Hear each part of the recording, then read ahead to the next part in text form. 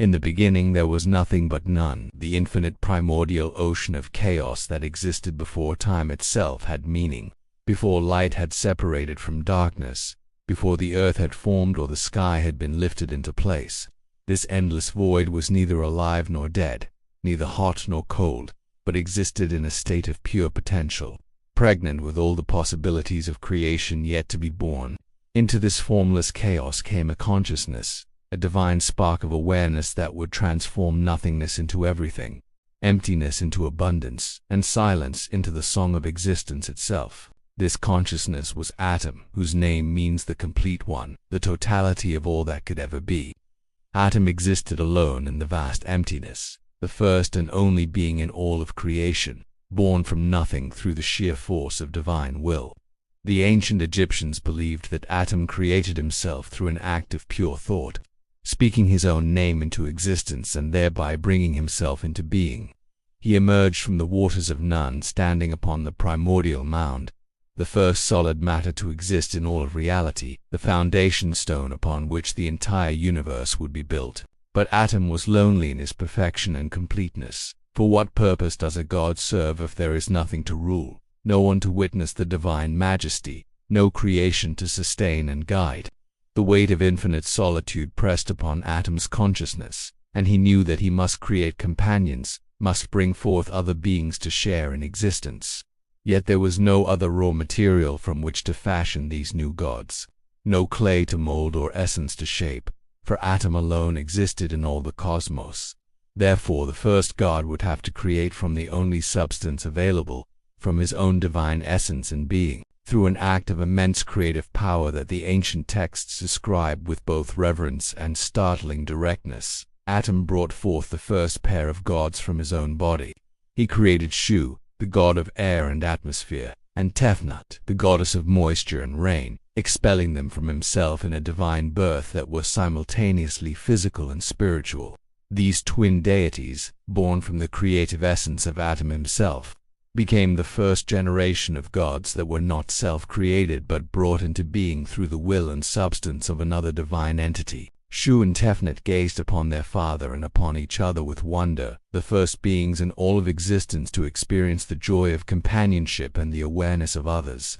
They danced together in the void, exploring the strange new reality of being separate entities rather than unified consciousness. But the primordial waters of none were vast and dark, and in their enthusiastic exploration of existence, Shu and Tefnut wandered too far from their father and became lost in the endless chaos. Atum searched desperately for his children, but in the infinite darkness before the sun had been created, even the eyes of the first god could not penetrate the void. In his anguish and desperation, Atum removed his own eye and sent it forth into the darkness to search for his lost children.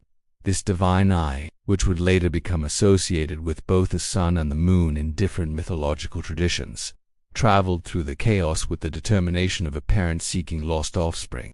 After an eternity of searching through the formless void, the eye of Atum found Shu and Tefnut and brought them back safely to their father.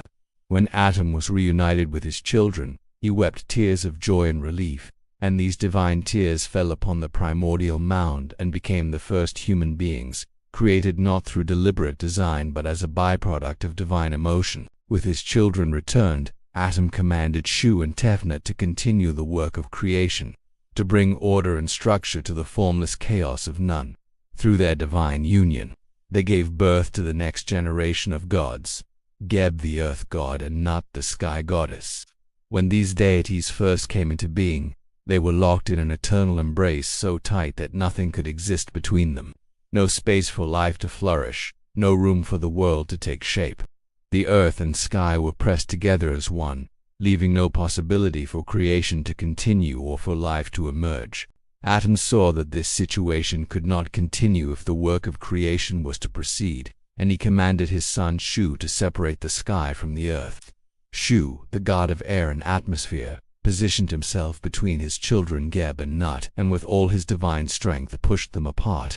He lifted Nut high above, stretching her body across the heavens to form the arching vault of the sky, while Geb remained below as the foundation of the earth. This separation created the space between heaven and earth where all other creation could occur, where plants could grow and animals could roam, and eventually where humanity could build civilizations and worship the gods. Geb and Nut, though separated by the strength of their father's shoe, never ceased longing for each other's embrace. They could see each other constantly, Nut arching above with her body spangled with stars, while Geb lay below covered with vegetation and life. But they could never again touch or unite as they had in those first moments of their existence. This eternal separation became the fundamental structure of the Egyptian cosmos, the basic architecture of reality itself, and from this divine tragedy came the possibility of all other existence. From the union of Geb and Nut before their separation came the next generation of gods, including Osiris, who would rule the earth, Isis, the great goddess of magic, Set, the god of chaos in the desert, and Nephthys, the goddess of the unseen in the night. These deities would go on to shape the world and create the stories that defined Egyptian religion and culture for thousands of years.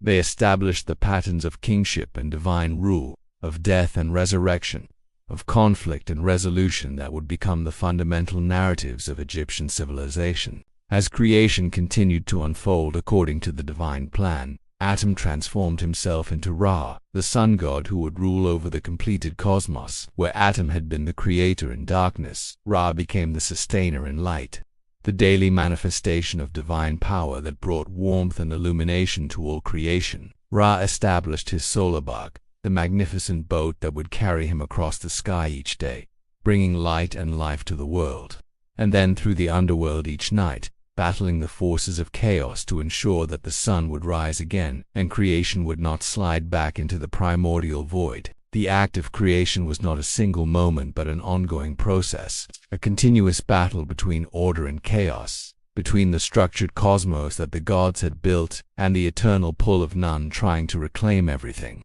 back into formless potential. Every day, Ra's journey across the sky and through the underworld represented the constant renewal of creation, the daily victory of order over chaos that kept the universe functioning. The Egyptians understood that creation was fragile, that it required constant divine maintenance and human participation through ritual and worship to sustain. This creation myth established the fundamental principles of Egyptian religion and worldview. It taught that the gods were not distant and separate from the physical world but were intimately connected to it. That divine essence flowed through all of creation from the highest deity to the humblest creature. It explained the structure of the cosmos, the relationship between earth and sky, the origin of humanity from the tears of a grieving god, and the ongoing struggle to maintain order against the constant threat of chaos returning. The story also revealed the Egyptian understanding of time as cyclical rather than linear, with creation not being a single event in the distant past but something that was renewed each day with the rising sun. Every morning was a new creation, every sunset a potential return to chaos, and every sunrise a victory that needed to be celebrated and supported through human devotion and proper worship. The priests of Ra performed elaborate rituals each morning to assist the sun god in his rebirth, believing that without their participation the sun might fail to rise and creation itself could unravel. The creation myth of Ra and Atum became the foundation upon which all other Egyptian mythology was built, the cosmic origin story that explained not just how the world came to be, but why it continued to exist and what role both gods and humans played in maintaining that existence. It was a story of loneliness overcome through creation, of divine sacrifice and separation that made life possible, and of the ongoing responsibility to preserve order against the ever-present threat of chaos. This ancient tale, told and retold for thousands of years, shaped one of the greatest civilizations in human history and continues to fascinate us with its profound insights into existence, creation, and the eternal dance between order and chaos. If you enjoy discovering this legend and want to explore more incredible myths from ancient civilizations around the world, make sure to subscribe and hit that like button. It helps us bring you more amazing stories from history's greatest cultures. This video was created with the help of AI tools, and you can find links in the description below to everything we use to create this content, as well as awesome products inspired by the legends we cover. Thank you for joining us on this journey through ancient mythology, and we'll see you in the next legend.